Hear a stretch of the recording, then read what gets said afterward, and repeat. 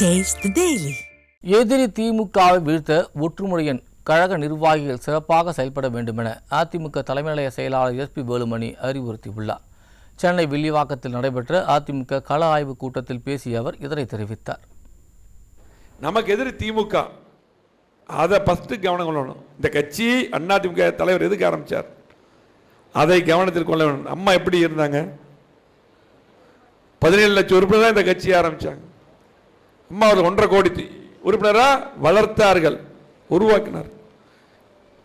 புரட்சி தமிழ் எடப்பாடியார் 2 கோடி தொண்டர் போட்டு இன்னைக்கு கட்சியை வளர்த்துருக்காங்க, உறுப்பினர் அதிகமாக சேர்த்துருக்காங்க. இந்தியாவில் உலகத்தில் பெரிய கட்சி நம்ம கட்சி தான். உலகத்தில் 7வது கட்சி, இந்தியாவில் பெரிய கட்சி அதிமுக தான். தைரியம் இருந்தால் திமுக ஒத்தை நிக்க சொல்லுங்க பார்ப்போம். தனித்தனியா நீங்களும் பார்த்துக்கலாம், அதிமுக அடிக்க முடியாது. நமக்கு தேர்தல் வருது, நமக்கு எதிரி திமுக தான், அதை கவனம் கொள்ளணும். நம்ம ஒற்றுமையாக பணியாற்றினா நம்மை வெல்ல யாரும் கிடையாது.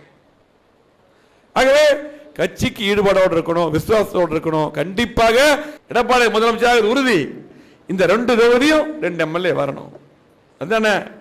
ஆகவே கண்டிப்பாக நீங்கள் சிறப்பான முறையிலே பணியாற்ற வேண்டும்.